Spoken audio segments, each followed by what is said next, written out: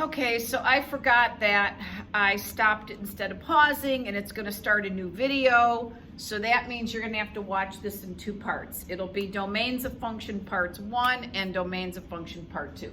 So this is part 2, and we're gonna look at the second kind of functions that don't always have domains of all real numbers, and that's radical functions or square root functions. Okay, so the first one we're going to look at is kind of the mommy graph of all square root functions, which is just f of x equals square root of x. Now, I'm going to graph this on Desmos, and if you guys want to do this too, you can. So here's Desmos again. I'm going to get rid of that one, and I'm going to graph instead, I'm going to put in here y equals, because you know y is the same as f of x, as the square root of x. Okay, let me clear this ink out. Okay, now, can you see this function?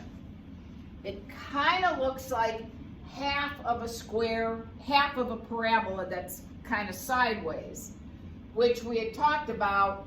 If we square both sides of that equation, we get y squared is x, and we had talked about that a parabola will turn sideways when the y is squared and not the x. Now, if you look at this function, you will notice that it appears to keep going infinitely far to the right, which is what it does, but it stops at 0. Now, why would this function stop at 0 and not have any x values to the left of 0? Can you think about that? Here's the function. Why would it stop at 0? I had one person in the other group that said, I know, Mrs. A, and he said it's because we're dealing with real numbers only now, that you can't take the square root of a negative number. So if x is a negative number, this is going to be undefined. That's why this graph is stopping right here at x equals 0 when you graph it, because it's not defined if x is negative. So this does not have a domain of all real numbers. The domain of this function is x greater than or equal to 0. Now remember, it can be 0. The square root of 0 exists. The square root of 0 is 0. So it's okay. So our domain, we would write it this way, is the set of all x's such that x is greater than or equal to 0 for that one. So that's that. Okay, now let's go back to our, so a square root is undefined if, what do we want to fill in here? The radicand is negative. So, the domain of the function that we just did is x is greater than or equal to 0. So now let's take a look at this other one that says f of x equals 2x minus 1. So now we got to talk about what x's are going to make this undefined. All right, so if x is 0, 2 times 0 is 0. 0 minus 1 is negative 1. That's not going to be good, so we know 0 doesn't work. If I put negative 2 in, 2 times negative 2 is negative 4 minus 1 is negative 5. That's not going to be any good. So basically the way you find out where's that cutoff point, where's that cutoff point, we already said that this radicand has to be 0 or greater for that to be defined. So all you're going to do is set 2x minus 1 greater than or equal to 0 and find out what values of x make that true.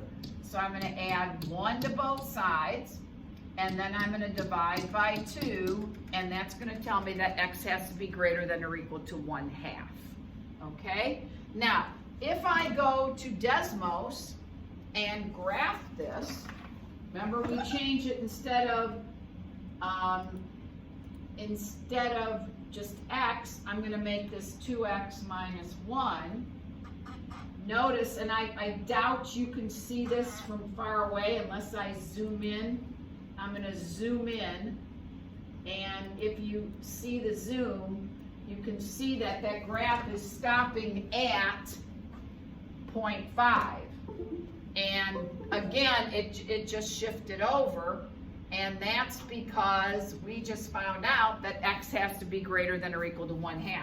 If x is anything less than 1/2, that radican's going to be negative and it's going to be undefined. Now, there are some radicals that have a domain of all real numbers. I mean, if I gave you this,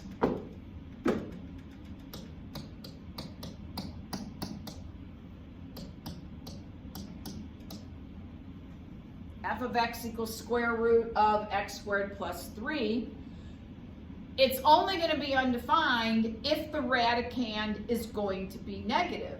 Now in this case, x squared, do you agree that every single number, no matter what we pick, real number, if I square it, it is going to be 0 or greater?